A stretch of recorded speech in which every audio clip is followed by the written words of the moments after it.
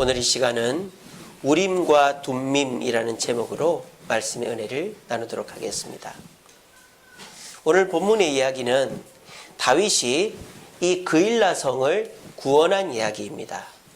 이 사람이 다윗이고 여기 있는 사람들이 다윗의 부하들입니다. 여기 밑에 있는 사람들은 블레셋 군대입니다. 이 블레셋 군대가 그일라 성을 에워싸서 공격할 준비를 하고 있어요. 그래서 이 그일라 성이 블레셋에게 점령당할 위기에 처해 있다라는 것을 다윗이 누군가를 통해 들었습니다.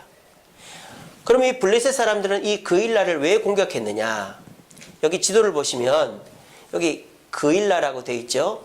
이 그일라는 이 블레셋 땅과 이스라엘 땅의 국경에 있는 땅입니다. 그리고 이 그일라 땅은 농사가 잘 되는 곳이에요. 가을 추수를 마치고 곡식이 가득하니까 블레셋 사람들이 그 곡식을 뺏으러 온 겁니다. 그때 다윗은 어디 있었느냐? 여기 있었습니다. 아둘람. 여러분, 다윗이 아둘람에 갔을 때 상황을 아시죠? 사울을 피해서 블레셋 왕 앞에 갔는데 블레셋 왕이 자기를 알아보자 하면서 미친 척을 하고 침을 흘리니까 어이 저 미친놈 쫓아내라. 어이 저놈 도봐야 뭐하냐. 정말 너무 부끄럽게도 미친 척을 해서 살아났어요. 그리고 이 아둘람에 있는 어떤 동굴에 숨어가지고 질질 짜고 있는데 하나님이 여기에다가 다윗을 따르는 사람들을 보내주신 거예요. 그래서 다윗을 따르는 사람이 600명가량 모였습니다. 그래서 다윗이 이 아둘람에서 좀 위로를 받았어요. 자기를 따르는 사람들, 친척들, 과거의 동료들, 부하들 모여서 그 600명 데리고 이제 내가 힘을 내야 되겠다 하고 있는데 첫 번째로 들은 소식이 바로 이 그일라가 공격받고 있다는 것입니다. 다윗은 갈등했습니다. 이제 사람들 모인 지 얼마 안 됐고 훈련도 안 됐는데 이 그일라를 구하러 갈 거냐 말 거냐 갈등했어요. 근데 다윗이 들은 얘기가 뭐냐? 다윗, 저 그일라를 블레셋 사람들이 공격하는 이유는 그일라 성에 곡식이 많대요. 그 얘기를 들은 거예요. 그러니까 다윗도 그 곡식이 욕심이 나는 거예요. 왜? 지금 자기 밑에 몇 명 있어요? 600명 있는 거예요. 그 600명 먹여 살려야 될 거 아닙니까? 뭐 도둑질을 할 수도 없고. 그러니까 다윗이 저 그일라 성을 구해주고 우리가 저 그일라 성에 머물면서 곡식을 좀 얻어먹자. 그런 계획을 딱 세우고 이렇게 그일라 성을 공격하려고 준비하고 있던 블레셋 군인들에게 공격을 한 거예요. 그래서 다윗이 이겼습니다. 얼마나 좋습니까? 다윗은 자기 부하들을 데리고 한 첫 번째 전투예요. 사울에게서 쫓겨나고 그 첫 번째 전투에서 이겼고 자기를 따르는 사람들은 이제 다윗을 왕으로 생각하거든요. 그러니까 왕으로서의 모습을 갖춘 첫 번째 전투가 이 그일라 전투였습니다. 그런데 호사다마라고 나쁜 일이 생겼어요. 그게 뭡니까? 이 소식을 누가 들어요? 누가 들어요? 왕이 들은 거예요. 이 사울 왕이. 그래서 누가 쫓아와서 전하! 사울 왕 전하! 다윗이 그일라 성을 구원하고 거기 숨어 있다는 소식을 들었습니다. 어떻게 할까요? 그러니까 이 사울이 하나님께서 다윗을 문 빗장 안에 가두었구나. 우리 몰래 가서 다윗을 죽이자. 이렇게 된 거예요. 근데 그 소식을 다윗이 들었어요. 근데 다윗이 더 황당한 소식이 뭔지 아십니까? 그일라 사람들이 다윗을 사울에게 넘기려고 한다는 소식을 들은 거예요. 여러분, 이게 말이 됩니까? 아니, 다윗은 지금 그일라 성 사람들을 구하러 온 거 아닙니까? 그래서 블레셋 사람들을 물리치고 그일라 성을 구해줬는데 이 그일라 사람들은 사울에게 죽기 싫어가지고 사울 왕이 오면 다윗과 그의 부하들을 내어주자라고 합의를 해버린 거예요. 그 소식을 다윗이 들은 거예요. 얼마나 가슴에 배신감이 느껴지겠습니까? 아마 갈등을 했겠죠. 내가 이 그일라 성주랑 지도자들 다 죽이고 내가 이 성을 차지하고 이 성에서 버텨야 되겠다. 그런 마음을 가질 수도 있었을 거예요. 근데 웬일인지 다윗은 어떻게 합니까? 사울의 군대가 몰려오기 전에 조용히 물러갑니다. 왜 이렇게 했을까요? 다윗은 생각한 거예요.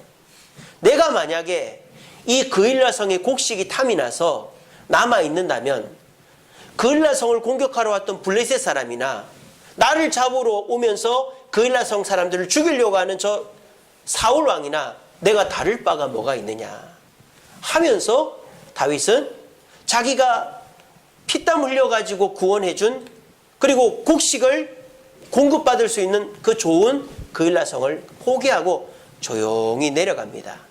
자, 그러면 다윗이 이런 결정을 하게 된 이유가 뭘까요? 다윗이 착해서? 다윗이 욕심이 없어서? 그일라 성 사람들이 사정을 해서? 그렇습니까? 아닙니다. 다윗은 왜 내려갔죠? 누가 명령했기 때문에? 하나님이 명령했기 때문입니다. 근데 그 하나님의 명령이 무엇을 통해서 다윗에게 전달됐느냐? 바로 이것이죠. 에봇이라는 겁니다. 오늘 성경 6절에 보시면 아히멜렉의 아들 아비아달이 그일라의 다윗에게로 도망할 때에 손에 에봇을 가지고 왔더라. 그러니까 다윗이 그일라 성을 점령하고 났다는 소식을 듣고는 이 아비아달 제사장이 그일라 성으로 다윗에게 도망을 온 거예요. 그때 도망을 올 때 자기 대제사장의 옷, 이 에봇을 가지고 도망을 온 겁니다. 이 에봇. 이게 에봇이거든요. 원래 제사장들은 뭐만 입느냐? 이 흰색 옷만 입어요. 흰색 옷만. 근데 대제사장, 제사장 중에 우두머리 한 명만 이 겉옷을, 파란색 겉옷을 입고 이 에봇을 입습니다. 이 에봇은 쉽게 말하면 앞치마예요. 앞치마. 설거지할 때 앞치마 입지 않습니까? 그런 것처럼 화려하게 수가 놓여진 앞치마가 바로 대제사장 한 명만 입는 에봇입니다. 그런데 오늘 다윗이 하나님의 뜻대로 결정하게 된 것은 이 에봇 때문이 아니라 이 에봇 앞에 있는 흉패 때문입니다. 이 흉패가 뭐냐? 흉패, 가슴 앞에 있는 패라는 뜻이죠. 12보석이 박혀 있는데 이거는 이스라엘 12지파를 상징합니다. 자, 그런데 이 흉패 때문에 결정을 내린 게 아니라 이 흉패 안에 있는 것들 때문에 결정을 내렸어요. 그게 뭐냐? 바로 이것입니다. 우림, 둠밈이라고 쓰여져 있는 두 돌입니다. 그런데 우리는 그 우림과 둠밈이 뭔지를 몰라요. 성경에 우림과 둠밈이라는 말이 나오긴 합니다만 어떻게 생겼는지 색깔은 뭔지를 모르는데 그냥 우리가 그렇게 추정을 하는 거예요. 그러니까 쉽게 말하면 대제사장 앞치마 앞에 주머니가 있는데 그 주머니 안에 손을 넣어서 빼면 두 개 돌멩이가 있다 이 말이에요. 이 두 개 돌멩이를 가지고 하나님의 뜻을 묻는다라는 겁니다. 자, 구약시대 때 이스라엘 백성들은 하나님의 뜻을 어떻게 알았을까요? 이렇게 합니다. 하나님께 기도하는 거죠. 기도원의 예를 들어볼까요? 기도원이 하나님께 기도합니다. 하나님, 제가 저 미디안 군대와 싸울까요 말까요? 만약 싸우라는 것이 하나님의 뜻이면 이 양털만 이슬에 젖고 바닥은 안 젖게 해주세요. 그렇게 기도를 했어요. 딱 일어났더니 진짜 양털만 젖고 바닥은 이슬이 안 젖어 있는 거예요. 뽀송뽀송 말라 있는 거예요. 기도원이 한 번 더 기도하죠. 하나님, 이번에는 양털은 젖지 않고 바닥만 이슬에 젖게 했어요. 그 다음날 일어나 보니까 진짜 양털은 뽀송뽀송한데 바닥이 물로 축축해져 있는 겁니다. 이게 무슨 말입니까? 기도원은 하나님의 뜻을 알기 위해서 양털과 바닥이란 도구를 이용했다 이 말이에요. 자, 그런데 우리가 오늘 오전 예배 설교 들었죠. 요나단이라는 이 왕의 아들이 그 블레셋 수비대와 싸울 때 어떻게 했다고요? 만약 그 수비대가 우리를 오라고 하면 가서 싸우고 거기 있어라, 우리가 가서 너희들 죽이겠다 하면 도망가자. 이게 뭐예요? 하나님의 뜻을 묻는 도구였죠. 그렇게 요나단은 물었어요. 그러니까 이게 뭡니까? 이게 비공식적인 하나님의 뜻을 묻는 방법이죠. 그런데 이스라엘 당시에 구약시대에 공식적으로 가장 중요할 때 뭐 전투를 앞두고 있다거나 누가 아프다거나 무슨 중요한 일을 하나님께 물어볼 때 썼던 도구가 바로 이거였단 말이에요. 우림과 둠밈. 그래서 제사장이 하나님께 기도하는 겁니다. 하나님, 우리가 왕을 뽑아야 되는데 어떤 사람을 왕으로 뽑을까요? A를 뽑을까요? B를 뽑을까요? 주님, 만약에 A가 왕이라고 생각하시면 우림을 뽑게 해주시고 B가 왕이라고 생각하시면 둠밈을 뽑게 해주옵소서. 그렇게 기도하는 거예요. 그리고 손을 딱 넣었는데 이 흰색 우림이 나왔다. 그러면 A가 왕이 되는 거예요. 또 검은색 둠밈이 나왔다. 그럼 B가 왕이 되는 거예요. 이게 우림과 둠밈을 통해서 하나님의 뜻을 물어봤던 것입니다. 여러분들이 볼 때 이게 좀 어때 보입니까? 좀 미신적어 보이죠, 그죠? 예, 이건 미신적인 겁니다. 그러니까 이런 식으로 하나님의 뜻을 묻는 것은 자칫 잘못하면 어떻게 됩니까? 미신으로 흘러갈 수 있는 거예요. 그러니까 이 우림과 둠밈은요, 누가 중요합니까? 사람이 중요하죠. 그죠? 그러니까 이 우림과 둠밈을 가지고 사기꾼이, 자 여러분 보십시오. 이거 우림과 둠밈 다 아시죠? 슈리수리 마수리 열라샬라 얄라숑 숭구리당당 숭당당. 여러분 흰개 뽑혔으니까 지금부터 100만 원씩 내시기 바랍니다. 이렇게 써먹으면 사기가 되는 거예요. 그죠? 그러니까 이런 우림과 둠밈을 가지고 하나님의 뜻을 물을 때에는 사람이 중요하단 말이에요. 그 사람이 진짜 믿을 사람이면 되는 거죠. 그런데 그렇게 되면 어떻게 돼요? 하나님의 뜻을 아는 게 쉽겠습니까? 어렵겠습니까? 굉장히 어렵죠. 그 사람이 올 때까지 기다려야 돼요. 그 사람밖에 하나님의 뜻을 몰라요. 자, 그런데 다윗은 이 우림과 둠밈을 통해서 그일라성을 포기하는 결정을 내렸다라는 것입니다. 이게 뭡니까? 그만큼 하나님의 뜻을 아는 것이 중요하다라는 것이죠. 여러분들도 마찬가지입니다. 여러분들이 중요한 결정을 할 때가 있어요. 내가 이 일을 계속 할 것인가 말 것인가, 내가 이 사람을 만날 것인가 말 것인가, 내가 이 일을 이렇게 할 것인가 안 할 것인가, 이런 결정을 내릴 때 여러분들이 어떤 근거를 가지고 하십니까? 우리가 사람들에게 물어보거나 내 경험으로 의지하거나 또는 뭐 그 시대적인 어떤 흐름이라든지 이런 걸 의지하면 그게 확실치가 않단 말이에요. 그래서 우리가 잘못된 판단을 내리면 이 일을 다 그르칠 수 있는 것입니다. 그런데 우리가 분명하게 하나님 뜻이라고 확신이 들면 그 일을 우리의 삶의 목표로 삼고 해나가면 우리는 틀림없이 그 일을 정확하게 틀림없이 할 수 있다는 것입니다. 오늘 다윗은 그일라 성에 욕심이 났죠. 왜? 그 성에 곡식이 많고 자기가 구해줬으니까 나가라고 안 할 겁니다. 그일라 성의 지도자들 죽여버리고 자기 사울에게 팔려고 했던 지도자들 죽여버리고 그 성을 차지하면 됩니다. 근데 하나님께서 그게 아니라고 하니까 다윗은 물러났어요. 그랬더니 어떤 결과가 있습니까? 14절 말씀에 다윗이 광야의 요새에도 있었고 십광야 산골에도 머물렀으므로 사울이 매일 찾되 하나님이 그를 그의 손에 넘기지 않았다라고 그랬습니다. 이것이 우리가 이 세상 바르게 살고 형통하게 사는 길입니다. 여러분들이 선택해서 결정해서 할 수 있죠. 한두 번은 잘 될지 몰라요. 사람들한테 물어봐서 잘 될 수 있죠. 한두 번은 잘 될지 몰라요. 하지만 하나님의 뜻이 아니고서는 계속 잘 될 수는 없다라는 것입니다. 예를 들어 볼까요? 운전을 합니다. 운전을 하는데 뭐 10km 정도, 20km 정도야 과속해도 되지 뭐. 아이고 노란불에 지나가도 되지 뭐. 그래서 운전 습관이, 과속이 운전 습관이 되고 노란불에 멈추지 않고 그냥 쌩 지나가는 게 습관이 된 사람이 있다 칩시다. 그 사람은 한두 번은 사고가 안 날지 모르죠. 근데요, 중요한 사실은 반드시 큰 사고 나게 됩니다. 반드시 과속하고 차간 거리 유지하지 않고 깜빡이 넣고 쳐다보고 가야지, 깜빡이 넣자마자 바로 핸들 틀어버리고 이런 게 습관이 되면 반드시 큰 사고 나요. 그래서 주변에 보면 40, 50대 남성분인데 운전을 안 하는 분들이 계세요. 왜 안 할까요? 큰 사고 나가지고, 겁이 나가지고, 보험 가입이 안 돼서 아예 운전대를 놔버린 분들이 계세요. 여러분, 우리에게 있어서 한두 번 잘 되는 확률에다가 우리 인생을 걸지 마시기 바랍니다. 여러분들이 누구 말 들어서 잘 됐다고, 내 생각대로 해서 잘 됐다고 거기다 여러분들이 인생을 걸지 마세요. 그러면 우리는 어떻게 됩니까? 큰 일에서 망하는 겁니다.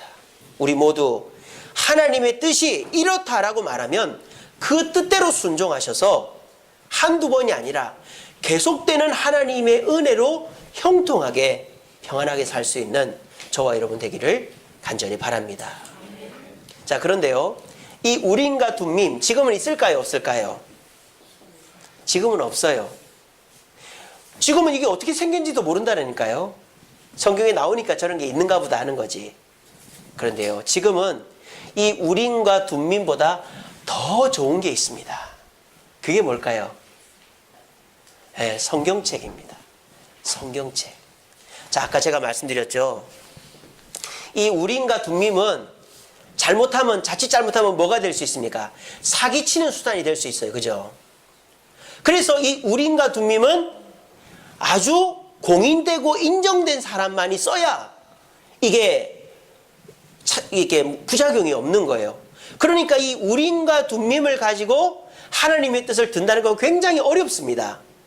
근데 여러분, 이 성경은 어떨까요? 성경은 이 성경이라는 도구 자체가 완벽합니다.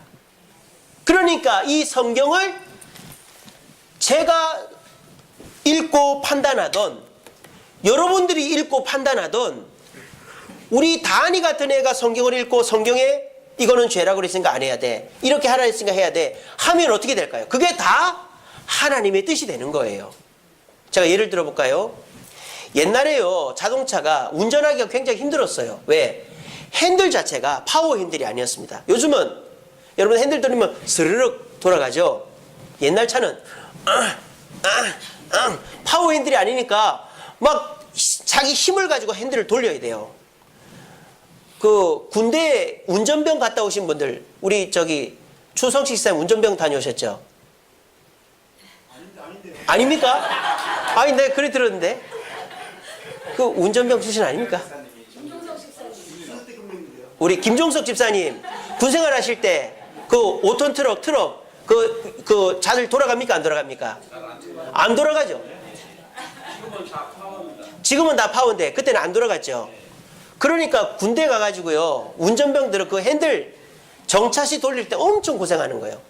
그리고 옛날 차는 다 뭐죠?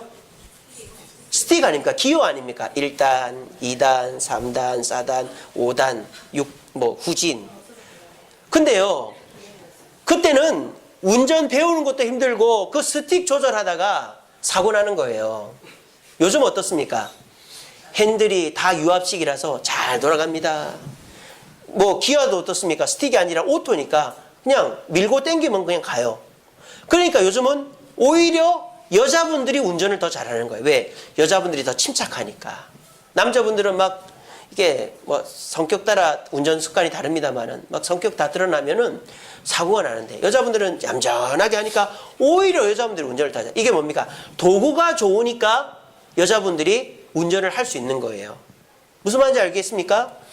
만약에 지금도 성경책이 없고 우림과 둠밈으로만 하나님의 뜻을 알 수 있다. 그럼 막 줄을 쓸 거예요. 그 사람 앞에. 아이고, 제사장님, 제 딸이 내일 이번에 대학 가는데 어디에다 해야 될까요? 막 번호표 보고 기다려야 될 거예요. 우림과 둠밈.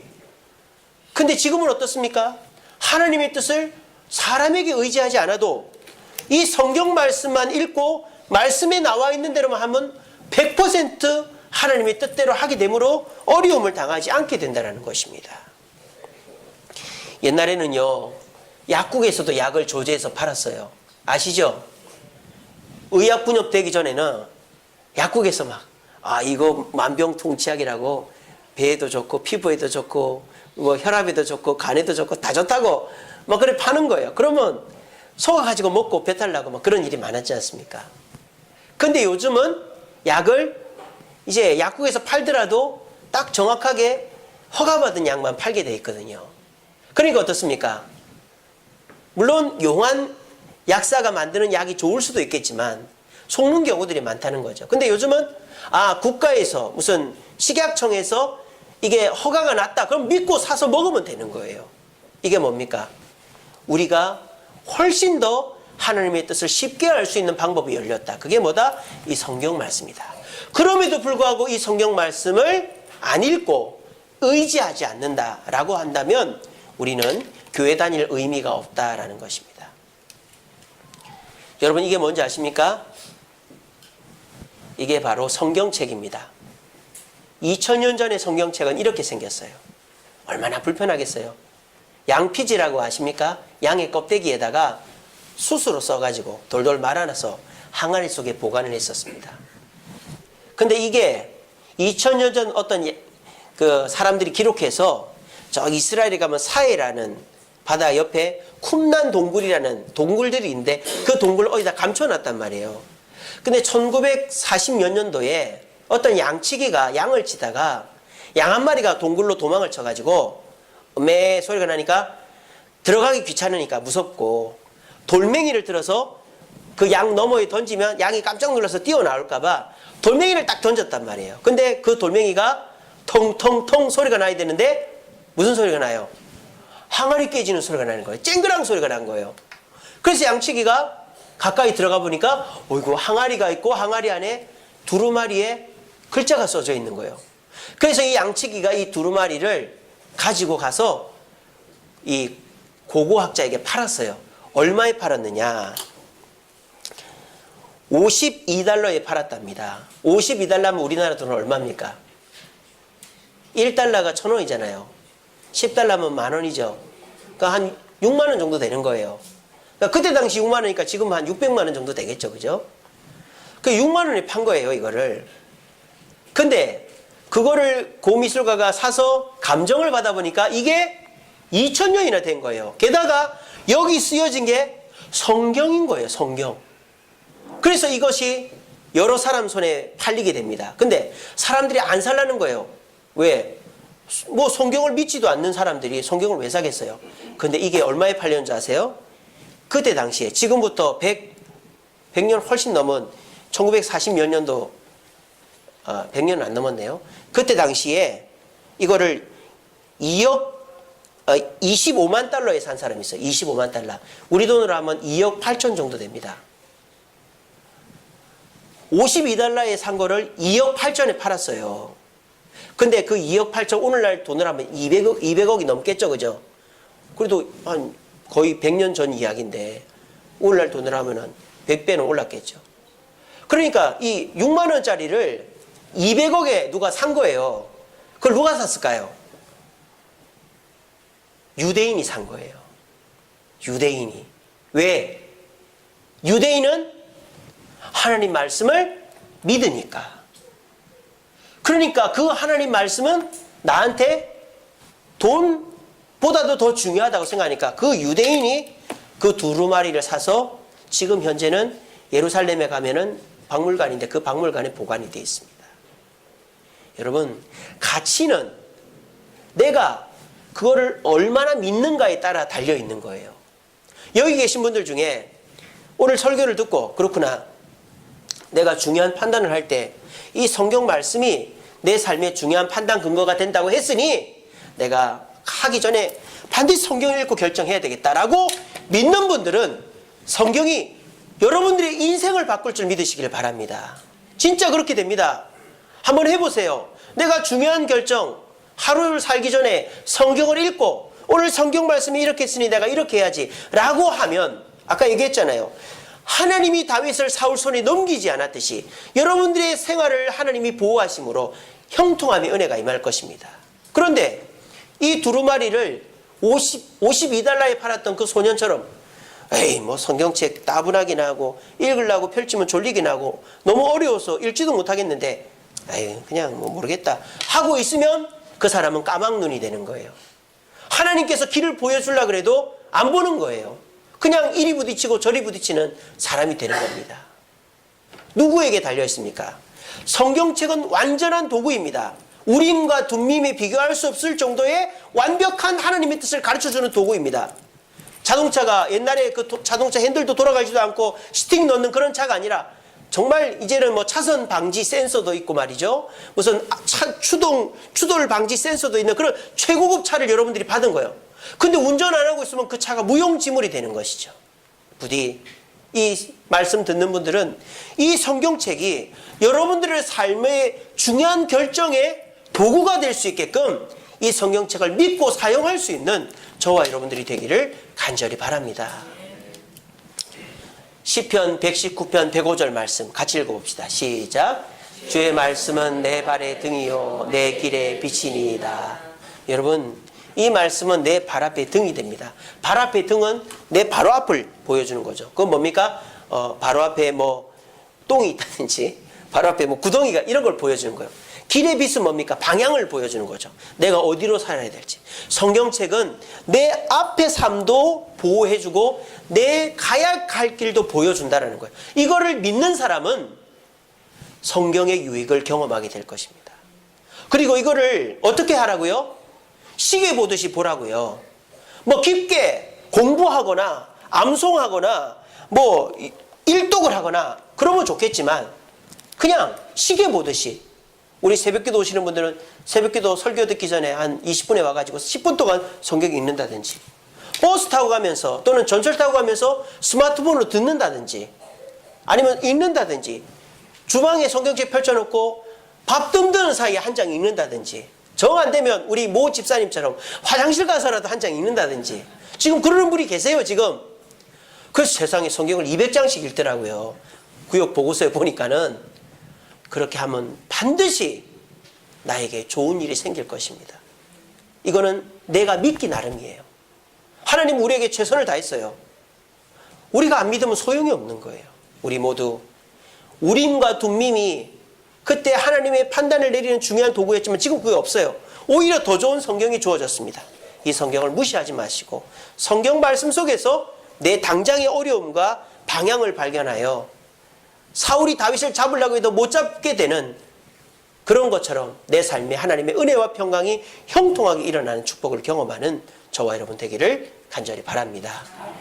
말씀을 맺겠습니다. 여러분 이거 기억나십니까? 기억나시는 분? 예, 좋습니다. 대형각 호텔. 우리 젊은 분들은 기억 못하죠? 이게 제가 태어나기도 전 이야기니까. 1971년도 몇 월 며칠? 서울에 종로에. 예. 이거 나이 드신 분들 다 알 텐데 12월 25일 날 난 거예요, 이게. 그래서 크리스마스의 악몽이라고 그랬어요. 전 세계 최악의 호텔 화재. 전 세계에서 지금까지 이런 사고가 없었대요. 대형각 호텔 화재 사건. 이게 몇 층이냐면 22층이에요. 여기 있는 건물들 다 5층짜리 건물이고, 그때 당시 최고로 높은 건물 대형각 호텔입니다. 이게 어떻게 불이 났냐면 1층 커피숍에 LPG 가스가 폭발해가지고 1층에서부터 불이 났어요. 자, 그러면 사람들 대피할 수 있겠어요, 없겠어요? 할 수 있죠. 옆에 있는 비상계단으로 오고 옥상으로 가서 헬기 타고 내려오면 되잖아요. 그런데 비상계단이 없었어요, 여기는. 옥상에 가서 문을 열라니까 옥상 문이 잠겨 있어요. 나중에 보니까 옥상 문 앞에 20명이 죽어 있는 거예요. 몇 명이 죽었느냐? 163명이 죽었습니다. 가스에 질식해 죽고, 대부분 다 그렇죠. 163명이 죽었는데, 여러분 어처구니 없이 죽은 사람들이 이 사람들이에요. 지금 이 아저씨 뭐 하는지 아시겠어요? 이게 뭐예요? 침대 매트리스죠. 자기 생각에 매트리스 들고 뛰어내리면 살겠다. 그 분명히 뛰어내릴 때는 매트리스를 깔고 있었는데 내려오다 보니까 뒤집혀버린 거예요. 얼마나 다급하면 이렇게 했겠어요. 매트리스를 안고 내려왔는데 내려오다 보면 더 안타까운 것이 이 사람입니다. 이 사람이 누구냐면 중국 공사였어요. 이때 당시 우리나라가 중국하고 수교를 안 맺었기 때문에, 이때는 대만하고 우리가 수교를 맺었거든요. 대만은 우리나라 대사가 있었어요. 근데 중국은 공사가 있었어요. 근데 이 사람이 여신영이라고 중국 공사입니다. 이 성탄절 날 여기서 또 재밌게 놀고 있었던 거예요. 이 사람이. 불이 난 거예요. 이 사람 몇 층에 있었느냐? 11층에 있었습니다. 그래서 젖은 담요 뒤집어 쓰고 문 앞에서 구해주기만을 쇼밍아 쇼밍아 이러면서 기다리고 있었던 거예요. 어떻게 됐을까요? 10시간을 버텼답니다. 근데 구해져서 죽었답니다. 이 사람도. 근데 이거를 어떻게 이렇게 잘할까요? 이게 뭔지 아세요? 이게 다 사람이에요. 사람들이 다 구경하고 있는 거예요. 여러분, 세상에서 제일 재밌는 구경이 2개가 있어요. 그게 뭐죠? 그렇죠. 아이, 똑똑들 하시네. 어떻게 이렇게 잘하세요?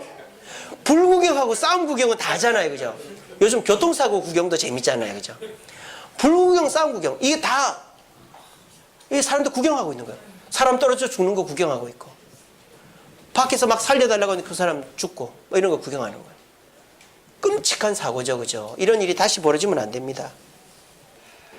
그런데요, 놀라운 사실이 있습니다. 이 화재 현장에서 50명을 살린 사람이 있어요. 여러분 그 기사 보신 적 있습니까? 50명을 살렸어요. 어떻게 살렸는지 아세요? 7층에 직원이 불이 딱 난 걸 들은 거예요. 그래서 이 직원이 자기 그 7층, 뭐 6층, 5층 다니면서 불 났습니다! 빨리 나오세요! 불 났습니다! 빨리! 막 한 거예요. 그래가지고 이 사람이 어떻게 했냐. 이 창문을 깨고 옆 건물 옥상으로 다 뛰어내리게 한 거예요. 그래가지고 한 직원이 50명을 살렸답니다. 근데 불났습니다 하는데도 안 나오는 사람들이 있었다는 거예요. 술에 쩔어 있었거나 잠에 취해 있었거나 그냥 거짓말로 들은 사람들은 고스란히 타 죽은 거예요. 이게 뭡니까? 내가 아무리 좋은 말을 들어도 안 믿으면 소용이 없는 거예요. 이 화재 현장에서 살아난 사람은 믿은 사람입니다. 평소에 부정적인 사람은 뭔 불이야 이러면서 그냥 죽은 거예요. 연기의 질식에서. 근데 불났나 봐. 나가자. 그래서 그 사람 따라서 나와가지고 창문 깨고 옆으로 건물을 간 사람은 살은 거예요. 한순간이잖아요. 한순간. 내가 그 말을 듣느냐 안 듣느냐가 굉장히 중요한 것입니다. 우리 이 말씀 같이 읽어봅시다. 시작. 이거 전도서 8장 5절에 그대로 나옵니다. 하나님의 말씀을 명령으로 받고 그것을 지키는 자는 어떤 화도 당하지 않게 될 줄로 믿으시기를 바랍니다. 여러분들에게 달려 있습니다. 오늘 이 말씀도 듣고 한 귀로 듣고 한 귀로 흘려버리면 답이 없어요. 근데 여러분들이 이 말씀을 듣고 그렇구나. 하나님의 말씀을 내 판단의 기준으로 놓고 내가 시시때때로 읽으면서 내 삶을 이끌어갈 때 나는 이 대형각 호텔에서 50명이 살아난 것처럼 나는 어떤 화도 당하지 않는다 라는 믿음이 있으면 진짜 그렇게 되는 거예요. 근데 오늘 이 말씀을 듣고도 성경책 너무 어렵다, 시간 없다, 졸린다 그러면서 성경 말씀을 무시해버리면 어떻게 됩니까? 우리는 화가 와도 모르고 그 화를 고스란히 당하게 되는 겁니다. 한두 번은 피할지 모르죠. 내 생각대로 남의 말대로. 근데 그게 계속되지는 않는다는 것입니다. 부디 올해가 가기 전에 성경 읽는 습관을 들이시길 바랍니다. 화장실에 들어가든 뭐 버스 안에서 읽던 뭐 직장에서 읽던 주방에다가 뜸 들일 때 읽던 습관을 딱 들여버리면요 그게 됩니다. 저도 오늘도 아침에 와서 성경 딱 읽고 시작했습니다. 주일날 오전에 얼마나 바쁩니까? 오늘 월삭 새벽기도에 됐는데 저의 습관이 되니까 성경 안 읽으면 일을 못해요. 하루에 15장씩 꼬박꼬박 읽습니다. 오늘 이 자리에 모이신 저와 여러분들도 부디 이거를 무시하지 마시기 바랍니다. 무시하면 여러분들이 하나님 앞에 복을 못 받는 거예요. 화가 임하는 거예요. 하지만 오늘 말씀을 듣고 말씀을 읽고 그 말씀을 판단 근거로 삼을 때 여러분들은 어떤 화도 당하지 않고 하나님의 축복 가운데 살아가게 될 줄로 믿고 평소 말씀을 가까이 할 수 있는 저와 여러분 되기를 간절히 바랍니다. 우리 찬양하겠습니다. 주가 보이신 생명의 길, 나 주님과 함께 상한 마음을 드리며 주님 앞에 나아가리. 나의 의로움이 되신 주, 그 이름 예수. 나의 길이 되신 이름 예수. 나의 길 오직 그가 아시나니 나를 단련한 후 정금같이 나으리라. 여러분들이 여러분들 인생을 마음대로 할 수 있을 것 같지만 우리 인생 한 치 앞을 모릅니다. 하지만 하나님은 말씀으로 우리를 바르게 인도하십니다. 내 곁을 떠나지 마라. 나와 함께하자. 이렇게 해라. 그대로 하면 화가 임하지 않는 것입니다. 우리 그 믿음의 고백을 담아서 이 찬양 하나님께 드리겠습니다.